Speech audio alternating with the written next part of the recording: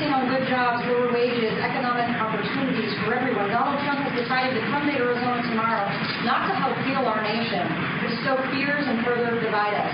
Republicans like Jeff Flake and Doug Ducey have refused to stand up and tell them to stay home. The message I think the president will deliver tonight is that we need to get on with the business of the American people. I mean, this president was elected to rebuild our military, to restore our economy, to make America safe again. The president today will be talking about border security and visiting those that protect our borders in Arizona. And I think tonight you'll hear the president say that as the Congress prepares to come back, here's the agenda. We want to support our troops. We want to provide the resources. Well, that's all the prelude to today's event, tonight's event, just in a few hours. President Trump in Phoenix, Arizona, and we will cover that live here on Fox News Channel. This comes as the controversy there on the ground in Arizona about whether the president was going to pardon Maricopa County Sheriff Joe Arpaio, recently convicted of criminal contempt of court. When asked about that, here's what Sarah Huckabee Sanders said. To pardon Joe Arpaio? I know that that's a question that you guys have asked a lot today.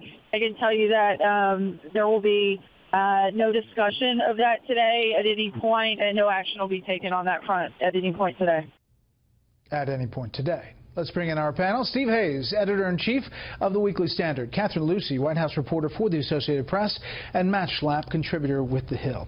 Okay, Catherine, the White House is kind of coming off of this speech about Afghanistan, largely getting praise, especially within the Republican Party, and now sets up another campaign-style rally that people are going to be paying attention to. Absolutely, and people from both sides of the aisle, you're seeing protesters are showing up there, you know, supporters want to come.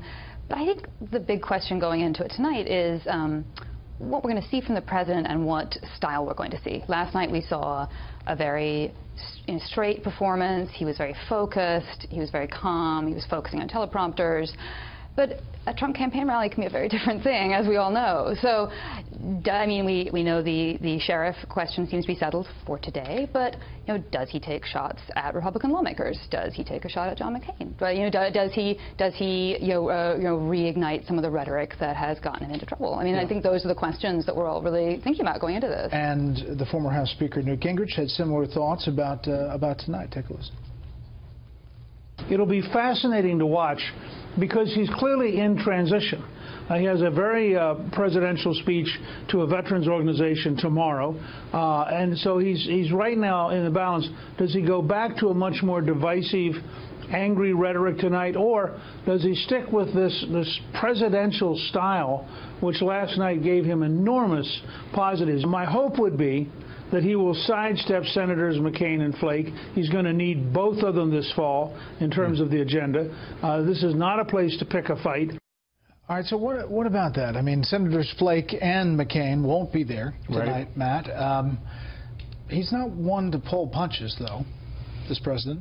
No, he's not, and I think we do know the tone will be much different from last night. It is a rally. He enjoys these rallies. And I do think sometimes the president gets caught up in the spontaneity of the moment. So I don't know if anybody on that plane knows what exactly he's going to do. I think it's a good admonition from Speaker Gingrich to remember this fall is going to be brutal on the legislative front. The debt limit, a potential big, massive shutdown in government, fight over border wall. We're still talking taxes and health care on top of that. He does need to use his charm in the Senate, but boy, it's quite strange for a sitting Republican senator to write an entire book indicting a Republican president. That is several bridges too far for most Republicans. Perhaps even more strange is the Republican president to go after the Republican Senate Majority Leader. The last time he was asked about Senator McConnell was Tuesday at that press briefing that was covered for a lot of other reasons. Can you talk about your relationship with Senator McConnell? I just want him to get repeal and replace done. Senator McConnell considered stepping down as Majority Leader? Well, I'll tell you what, if he doesn't get repeal and replace done, and if he doesn't get taxes done, meaning cuts and reform, and if he doesn't get a very easy one to get done, infrastructure, if he doesn't get them done, then you can ask me that question. Steve, take a look at the New York Times. They're just out with this piece that says Trump and McConnell locked in a Cold War threatening the GOP agenda. This is the quote. The relationship between President Trump and Senator Mitch McConnell, the majority leader, has disintegrated to the point that they have not spoken to each other in weeks, and Mr. McConnell has privately expressed uncertainty that Mr. Trump will be able to salvage his administration after a series of summer crises.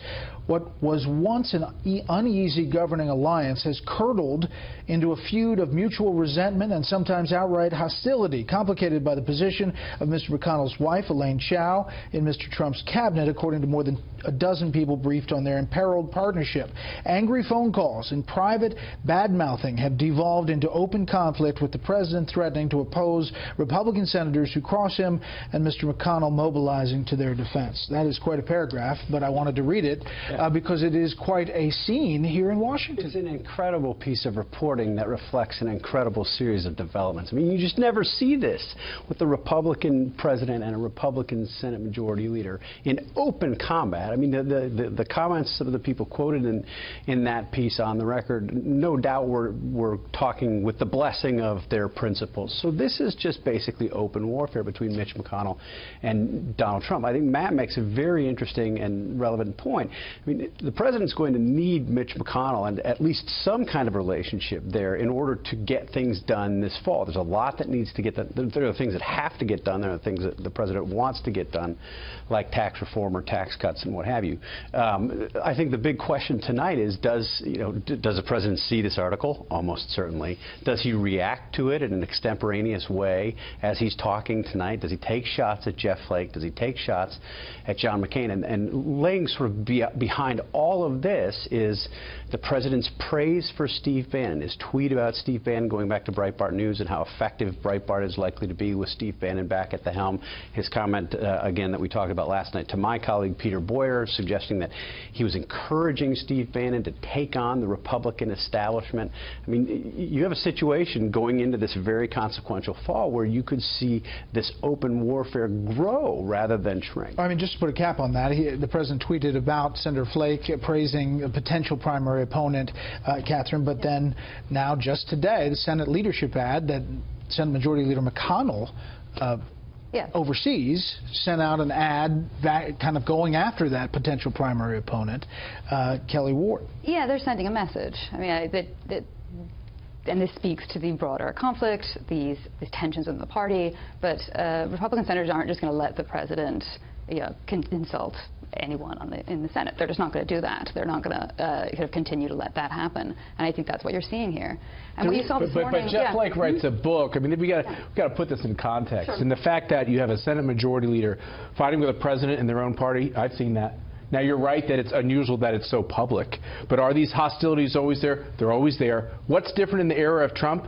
When you have private hostilities, they often become public hostilities. All right, and quickly. And the backdrop is that they're getting very little done. Yeah, I mean, right now. They've yet to get through the legislative agenda. In the soundbite you played, Trump was very clearly leaving open the possibility that he could favor pushing Mitch McConnell aside, which is not something you see. Or he's pushing Republicans to the fact that if they don't get these major things done, guess what?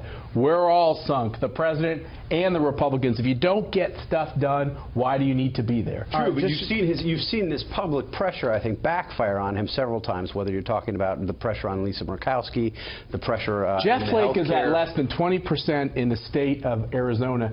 Let's really look at the position of these individual senators in their state. It is not strong. We can do better if we work together. I agree with that.